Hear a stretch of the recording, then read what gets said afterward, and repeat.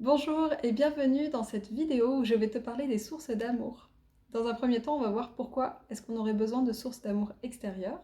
Et dans un deuxième temps, on va voir quelles pourraient être ces sources d'amour.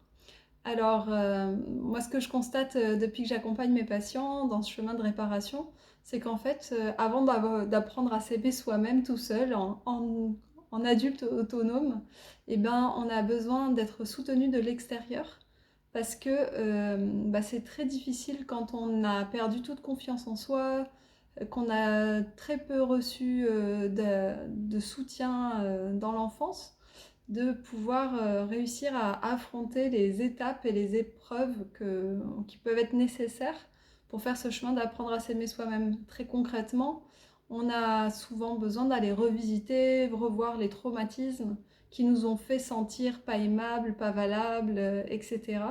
Et tant qu'on n'a pas suffisamment de soutien à l'extérieur, moi je donne vraiment cette image de béquille. Et tant que je suis en chemin, j'ai besoin de béquilles à l'extérieur jusqu'à ce que je retrouve mon axe et mon alignement intérieur et que j'ai moins besoin. On a tous besoin d'être en lien et d'être aimé, soyons clairs.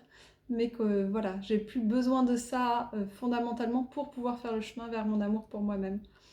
Et donc en fait, si on avance sur ce chemin de thérapie, de réparation pour s'aimer, euh, et qu'on est trop isolé, seul. Très souvent, moi j'accompagne des gens qui ont vécu des gros traumatismes comme de l'inceste, et donc les relations de confiance de fond, de base, elles ont été complètement abîmées, détruites, et du coup, ça crée la difficulté d'être en lien et en relation aux autres par la suite. Et donc, de se sentir seul, pas assez soutenu, etc. Et en fait, quand on replonge dans ces blessures-là du passé, sur le moment, on a du mal à avoir envie de vivre pour soi. Et donc, le fait de se sentir entouré, de se sentir aimé, ça va vraiment venir amener le soutien dont on a besoin pour garder la foi, la confiance que oui, on a notre place sur notre planète, sur cette planète, et que oui, on mérite d'être aimé et de vivre, tout simplement. Donc, je parle vraiment de blessures profondes et je parle de traversées qui amènent justement à avoir besoin de ces ressources-là, des sources d'amour extérieures. Alors concrètement, qu'est-ce que j'entends par source d'amour extérieure? De quoi je parle? Ça va être les relations, hein, tout simplement déjà qu'on a autour de nous. Et vous avez bien compris que si ces relations ont pour but de nous aider à rester en vie, même si la plupart du temps, quand je pose la question de quelles sont vos sources d'amour, on va me parler des enfants, de ses propres enfants, mais on est bien d'accord que c'est pas vraiment leur rôle de donner l'envie de vivre à leurs parents. C'est un peu lourd pour eux à porter. Donc c'est pas eux auxquels je pense en premier pour soutenir cette traversée. Dans les exemples qu'on me donne aussi en premier par rapport aux sources d'amour, il va y avoir le conjoint. Or, le conjoint, oui, ça peut être une grande source d'amour. Et d'ailleurs, je vois souvent des gens qui passent un cap dans leur thérapie, tout simplement parce qu'ils ont fait une rencontre amoureuse qui est venue réparer, ramener à cette conscience qu'en fait, ils méritent d'être aimés, et ça leur donne envie aussi, eux, de prendre soin d'eux à ce moment-là.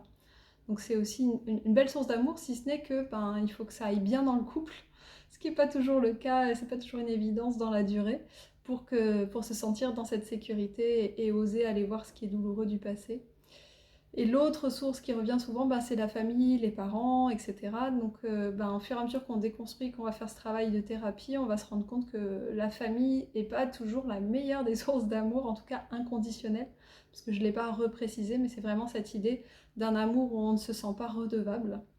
Or, je vois des gens qui sont dans cette difficulté, ils se sont tellement sentis redevables toute leur vie que finalement ils n'ont jamais créé de lien où il y a cette réciprocité simple, sans injonction et obligation de nourrir le lien de cette manière-là.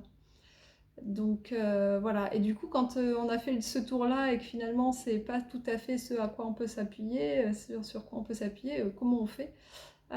C'est tout ce à quoi on va aller travailler en profondeur dans l'accompagnement retour à soi-même, où j'aborde ce sujet des sources d'amour. Mais ce que je peux déjà vous partager, qui est important, c'est que finalement, il y a des sources d'amour qui ne sont plus là aujourd'hui, comme les défunts, les grands-parents, etc., avec qui on peut recontacter, reconnecter.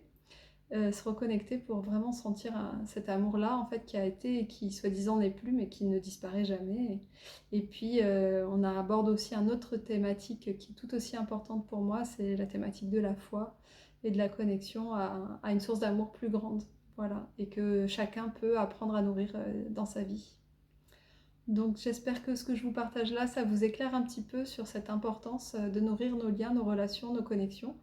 Et je vous souhaite un beau chemin dans tout ça. Et si vous sentez que vous avez besoin de renforcer tout ça pour être prêt à faire le chemin vers l'amour de vous-même, n'hésitez pas à me contacter. Vous avez toutes les infos en bas de cette vidéo. À très bientôt.